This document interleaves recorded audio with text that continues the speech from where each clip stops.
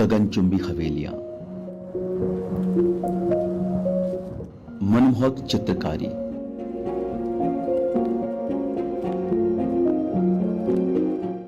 सूक्ष्म नमूनों से सजे कपाट, कुंड रूपी जलाशय,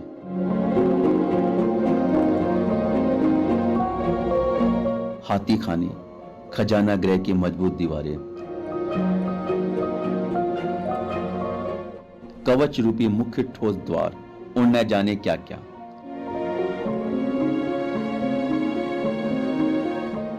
मन में गहरी जिज्ञासा पैदा करती है मरुधरा की हवेलियां। लेकिन क्या आपने कभी सुनसान और वीरान पड़ी हवेलियां देखी हैं?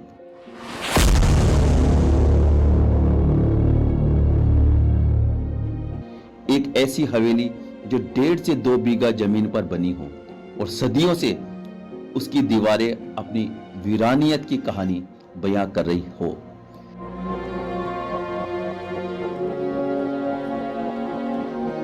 एक वक्त था जब यह हवेली हंसती खिलखिलाती नजर आती थी, लेकिन वक्त की आंधी ने इसे वीरान कर दिया और इसी हवेली का इतिहास जानने समाचार प्लस की टीम पहुंची है जयपुर के सुभाष चौक स्थित गंगा पुल, जहां बसी है खाचरियावास हवेली देश की आजादी और रियासत काल की गवाही दे रही है।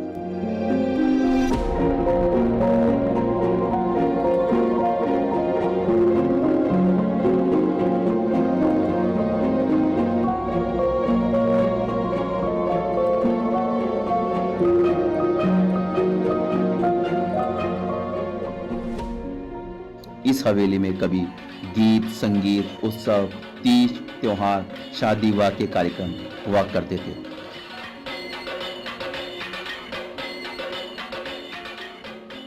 लेकिन देखते ही देखते ये एक खंडरनुमा वीरान हवेली में तब्दील हो गई। आखिर खाचरियावास हवेली के वीरान होने की कहानी क्या है और क्या है धारा 144 के पीछे का सच?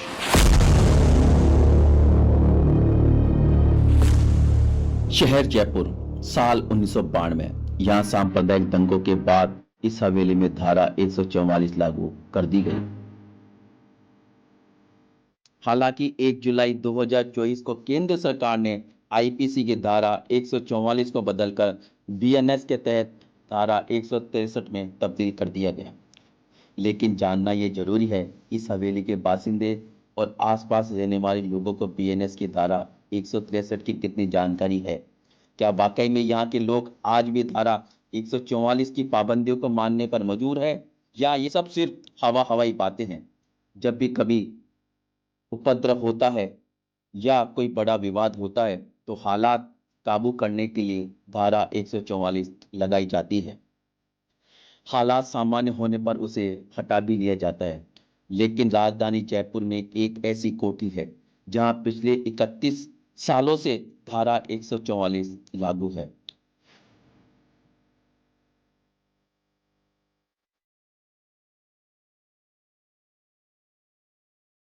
आज तक न जाने कितनी सरकारें बदली, पुलिस अधिकारियों के तबादले हुए, लेकिन धारा 144 को नहीं हटाया गया। वहीं हाल ही में यहां 162वीं बार धारा 144 लगाने के आदेश भी जारी हुए। खास बात यह है कि इस कोठी के अंदर एक परिवार रहता है। धारा 144 के तहत पुलिस का कड़ा पहरा रहता है। आर्डर इतने सख्त है कि कोठी के 50 मीटर एरिया में डीजे बजाना और भीड़ इकट्ठी करने जैसी कई पाबंदियां हैं। आखिर एक घर के बाहर धारा 144 लगाने का क्या राज है? सुभाष चौक के गंगा पुल क्षेत्र के पास स्थित है खाचरियावास हवेली। पिछले 30-32 सालों से यहाँ पर धारा 144 लागू है। आइए हम दिखाते हैं इसकी खास पेशकश।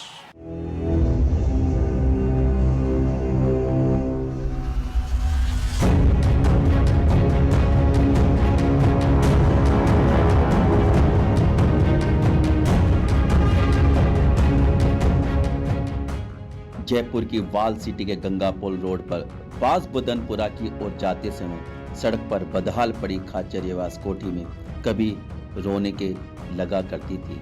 आजादी से पहले इस कोठी में जयपुर रियासत के जज रहा करते थे। आजादी के बाद देश के उपराष्ट्रपति भैरव सिंह शेखावत से लेकर उप प्रधानमंत्री लालकृष्ण आडवाणी यहाँ संघ की शाखाएं लगाते थे। ये हवेली गवाह है पूर्व उपराष्ट्रपति और पूर्व मुख्यमंत्री भैरव सिंह शेखावत के बचपन की, जहां उन्होंने पढ़ाई लिखाई की, खेले कूदे और राजनीति के गुर भी सीखे। इस दौरान भैरव सिंह शेखावत का कद राजनीति में बढ़ता गया और ये हवेली वीरान हो गई। दरअसल बात है साल 1992 की, जब जयपुर शहर में सांप्रदायिक दंगे भड़क उठे। जयपुर शहर में कर्फ्यू के साथ धारा 144 लगा दी गई थी। उसके बाद धीरे धीरे हालात बदले और धारा 144 भी हटी। मगर जयपुर शहर की खाचरियावास हवेली में आईपीसी की इस धारा को बदस्तूर जारी रखा गया। गौर करने वाली बात यह है, भले ही 30 साल से अधिक का वक्त गुजर गया हो, लेकिन आज भी यहाँ पुलिस का कड़ा पहरा रहता है। शहर में कहीं भी कोई घटना घटित होती है तो इस हवेली में खुद ब खुद धारा 144 के अंतर्गत आने वाली पाबंदियों की पालना शुरू हो जाती है।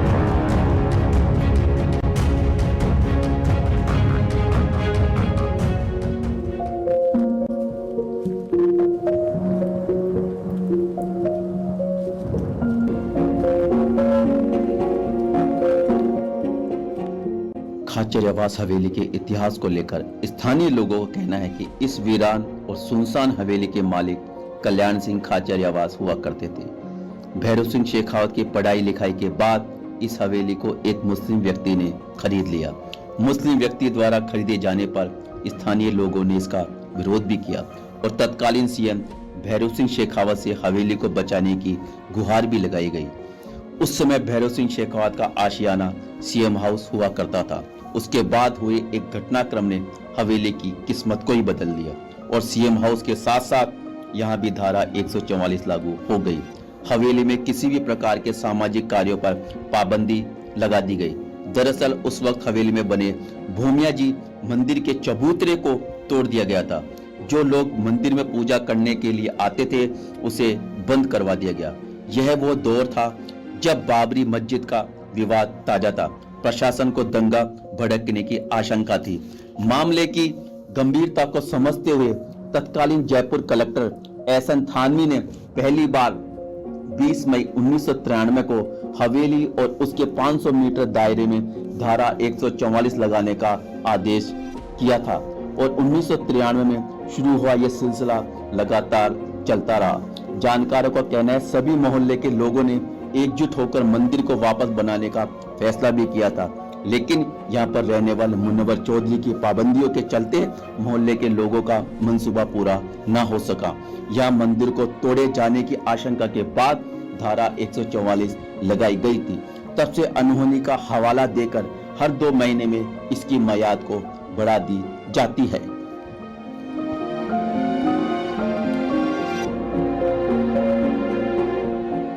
वक्त के थपेड़ों में सुर्ख हुई हवेली की दीवारें आज जर्जर होने लगी है। पिछले 32 सालों से यहाँ कोई त्योहार नहीं मनाया गया है। ऐसे में स्थानीय लोगों ने एकजुट होकर पूर्व मंत्री प्रताप सिंह खाचरियावास से भी हवेली को वापस लेने की मंशा जताई है।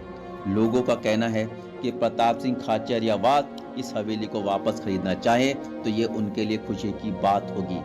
धारा 144 लगने के समय इस हवेली का संचालन गंगापोल समिति के माध्यम से किया जाता था, लेकिन समिति के अधिकतर व्यक्तियों की अब मौत हो चुकी है। ऐसे में हवेली के संचालन को लेकर भी कई सवाल खड़े होने लगे हैं।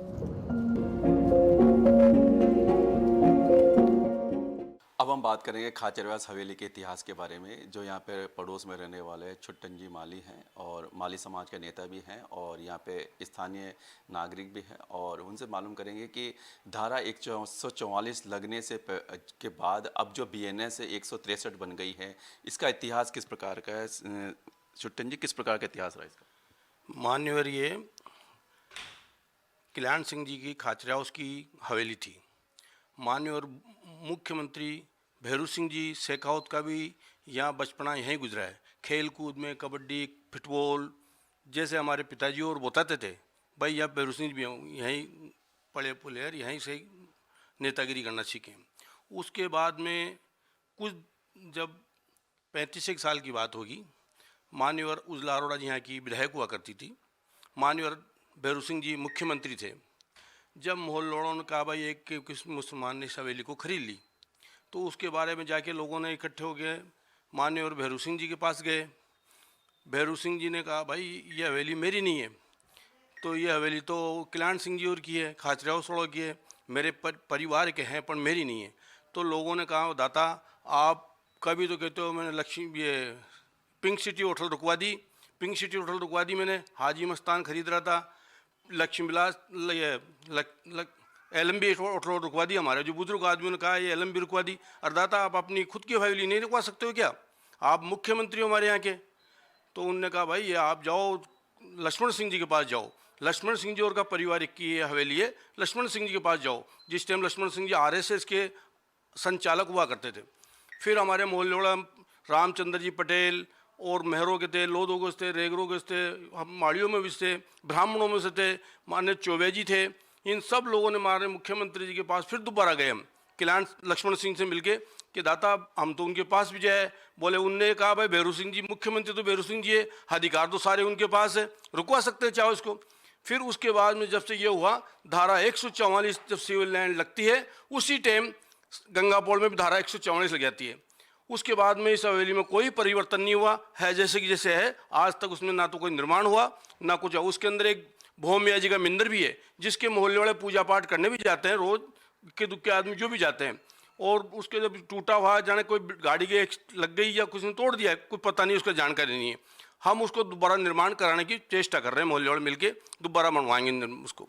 छुट्टन जी आपने कहा वहाँ पे भैरू जी का मंदिर भी है, आप लोग अंदर नहीं जाते, इसके इतिहास देखे जा रहे हैं पिछले 30-32 साल से धारा 144 लगी।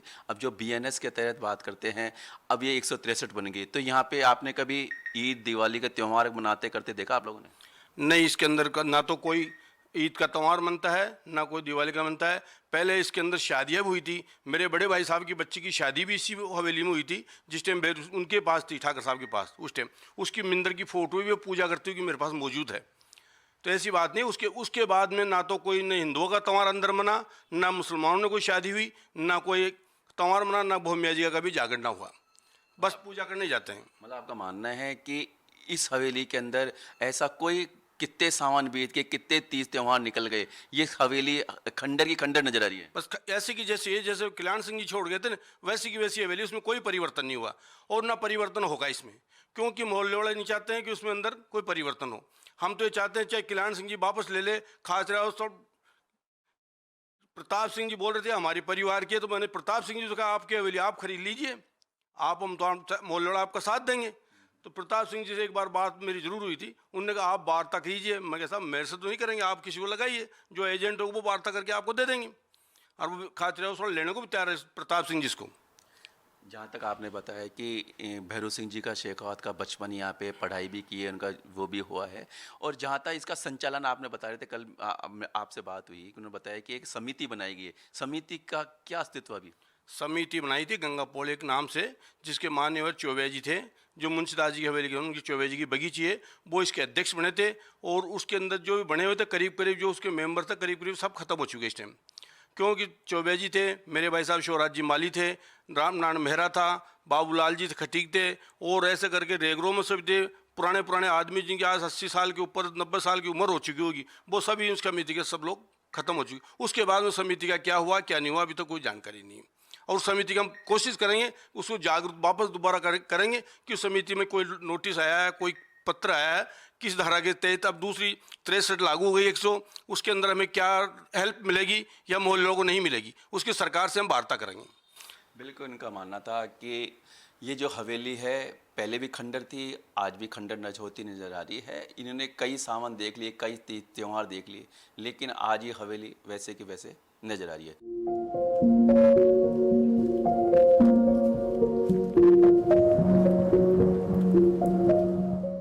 इस हवेली ने कई ऐतिहासिक हस्तियों की आमद में अपने पलक पावड़े बिछाए।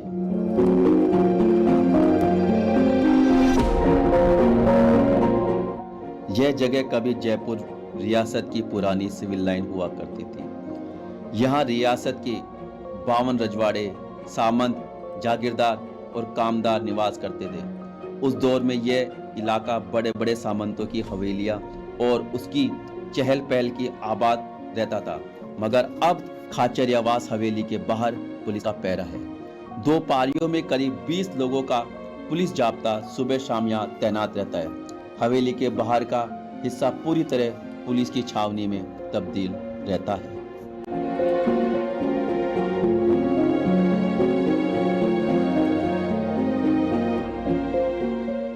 सुभाष चौक के पास गंगा पोल के एरिया के अंदर बात करते हैं खाचरियावास हाउस की।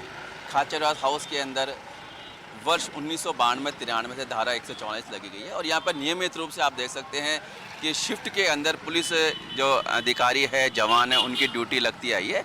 20 की संख्या में यहाँ पर नियमित रूप से यहाँ पर धारा 144 के तहत जो अब BNS 163 के तहत धारा बन गई, उसके तहत यहाँ पर पुलिस का जाब्ता कायम रहता है और किसी प्रकार की कोई जनहानि न हो, किस प्रकार से अनहोनी हो, पुलिस प्रशासन सतर्कता के साथ यहाँ पर कार्य करता है। और ये पूरा आप देख सकते हैं गंगा पोल का, बांद्री का, नासी का, सुभाष चौक के आसपास का एरिया है। यहाँ पर काफ़ी संख्या में पुलिस तैनात रहती है। हालांकि कानून व्यवस्था को कायम करने के लिए पुलिस व्यवस्था के बिल्कुल मुस्तैदी से कार्य कर रहा है।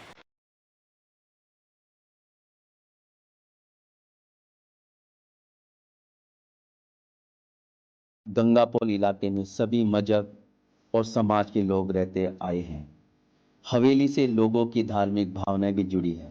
शायद यही कारण है कि हवेली के अंदर बने मंदिर के जीर्णोद्धार को लेकर स्थानीय लोगों की कोशिशें आज भी जारी है, लेकिन खाचरियावास हवेली में रहने वाला परिवार इस पूजा के खिलाफ है। खास बात यह है कि इस हवेली में अवैध रूप से पार्किंग बनाई गई है और धारा 144 के स्थान पर BNS की धारा 163 लागू होने की लोगों को कोई जानकारी नहीं है। स्थानीय लोगों को कहना है कि पहले यहाँ दर्शन पूजन की मान्यता थी, लेकिन अब शादी के समय दूल्हे के साथ के 5 लोगों को ही अंदर जाने की अनुमति है।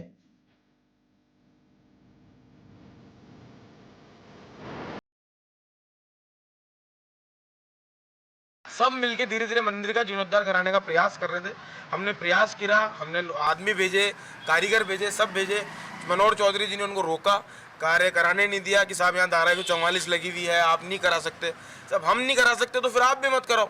वो अवैध रूप से इसमें पार्किंग चला रहे हैं, पार्किंग से लाखों रुपए महीना ले रहे हैं। तो जब अगर हम मंदिर नहीं बना सकते तो फिर वो पार्किंग भी नहीं चलानी चाहिए। ये उजला अरोड़ा जी के टाइम से लगी हुई है, इसमें कोई फंक्शन वगैरह तो होने नहीं देते। अब मजबूर है, हम क्या करें।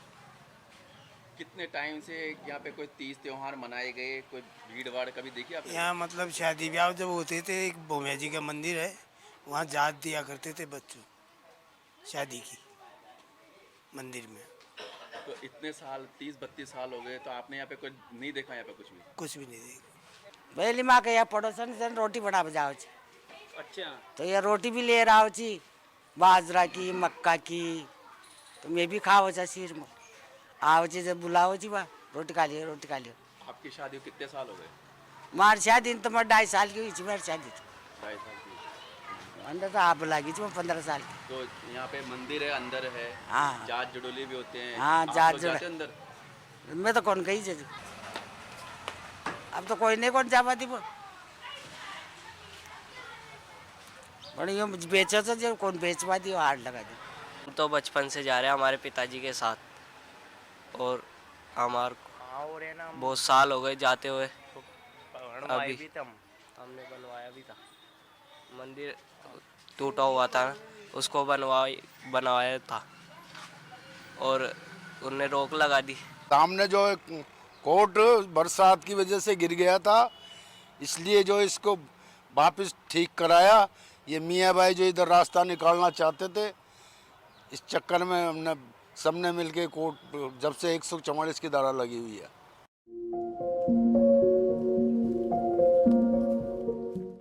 वहीं खाचरियावास हवेली में रहने वाले मुनव्वर चौधरी का कहना है कि उनके परिवार के साथ पिछले 32 सालों से यहाँ रहते आए हैं। उन्हें प्रशासन की तरफ से किसी भी तरह की कोई दिक्कत नहीं है। वे यहाँ सभी प्रकार के त्यौहार मनाते हैं। वहीं स्थानीय लोगों का कहना है कि आस्था पर किसी तरह की पाबंदी नहीं होनी चाहिए। खैर, इन सब के बीच यहाँ दो बड़े सवाल ये भी है कि दंगे भड़कने की आशंका थी तो केवल एक कोठी पर निषेधाज्ञा क्यों लागू की गई, और क्या 32 सालों बाद भी हालात इतने बिगड़े हुए हैं कि धारा 144 नहीं हटाई जा सकती।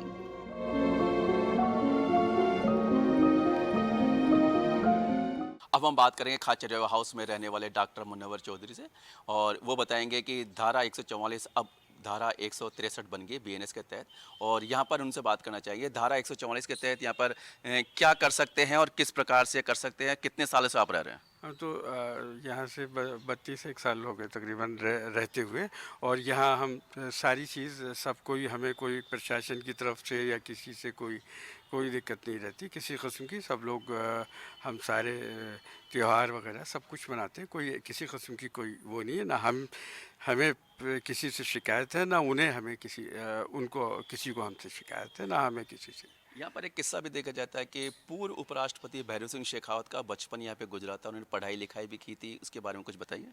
हाँ, हमारे जो ठाकुर साहब थे, ठाकुर सुरेंद्र सिंह जी, उन्होंने बताया था कि यहाँ वो रहे थे, उनको हम पढ़ाते थे। वो ही नहीं, बहुत सारे लोगों को पढ़ाया लिखाया, उसमें हिंदू मुस्लिम सभी को उन्होंने पढ़ाया लिखाया। ठाकुर साहब बहुत अच्छे थे, सुरेंद्र सिंह जी, उन्होंने ये सारी चीज़, यहाँ कौमी यकजहती सांप्रदायिक सौहार्द का एक वातावरण हमेशा रहा है, जो आज भी कायम है, पहले भी कायम रहता था। बिल्कुल, आपने कहा कि यहाँ पे कौमी एकता के सांप्रदायिक एकता की बात भी की जाती है। जहाँ तक आप काफ़ी साल से यहाँ पे रह रहे हैं, 30-35 साल, आपने बताया 31-32 साल से रह रहे हैं यहाँ पे। 30 त्यौहार भी मनाते हैं, ईद भी मनाते हैं, दिवाली भी मनाते हैं, तो यहाँ पर किस प्रकार का माहौल देखा जाता है? बहुत अच्छा माहौल रहता है, सब सपोर्ट करते हैं एक दूसरे को, सारे लोग हमारे सब पार्टीज़ के लोग भी आते जाते हैं। हम इस देश के लिए सबसे ज़्यादा हम इस बात को अहम समझते हैं कि हमारा सबका आपसी भाईचारा, एक दूसरे के लिए देश की एकता के, कौमी यकजहती के प्रोग्राम्स हमेशा होते हैं और हम लोग करते हैं, और उसमें सब लोग सहयोग करते हैं। बात करें धारा 144 की बात करते हैं। धारा 144 जब 163 बन गई, इसके अंदर आप क्या क्या कार्य कर सकते हैं, या आपको क्या क्या छूट मिली हुई थी? सारे कार्य होते थे ज़िंदगी पहले से, शुरू के दिन से और आज तक, और सब तरीके से हमें किसी से कोई न शिकायत है, ना किसी को हमसे कोई शिकायत है, ना हम किसी से शिकायत करते हैं। सब ऐसे कानून के तहत सब चीज़ें अच्छी तरीके से अंजाम हो रही हैं, और सब लोग अपना प्यार मोहब्बत रखते हैं सारे लोग। बात करें धारा 144 से संबंधित बात करें, आपने बताया कि धारा 144 यहाँ पर कंटिन्यू नहीं लग पाई, कभी कभी लग पाई। कब लग पाई? कभी कभी जब भी कोई शहर में वैसी कोई बात होती थी तो एहतियात के तौर पर प्रशासन कभी कभी वो लगाते थे, जो पेपर वगैरह में भी आती थी। इससे पहले आपने बताया 92-93 उस समय कितने टाइम तक यहाँ पर धारा 144 लगी? कभी लग जाती थी, जो पेपर्स में होता था सभी जगह, तो जहाँ जहाँ लगती थी वहाँ का पेपर्स में आता था, और कोई ऐसा कुछ नहीं, कोई भी मतलब हमें तो कभी एहसास भी नहीं हुआ, और ना मतलब किसी को और को भी एहसास हुआ ऐसा। दिवाली, ईद, मिलन, ये सारी चीज़ें सब होती हैं, सारे लोग मिलते जुलते हैं, सब इत्तेफाक से रहते हैं, और सब लोगों का सबका सहयोग रहता है। हम किसी को मतलब कोई गलत नहीं मानते हैं। बिल्कुल, उन्होंने मुनव्वर चौधरी ने बताया कि यहाँ पर 30 त्यौहार सभी साथ मिलकर मनाते हैं। हालांकि यहाँ पर जो धारा 144 पहले लगी हुई थी, जो अब धारा 163 बीएनएस के तहत हो गई है, उसके तहत यहाँ पर सभी प्रकार के कार्यक्रमों का आयोजन किया गया है। ईद भी मनाते हैं, दिवाली भी मनाते हैं। बिल्कुल। वीडियो जर्नलिस्ट मोहन गुजर के साथ लीलाधर कुमार, समाचार प्लस, जयपुर।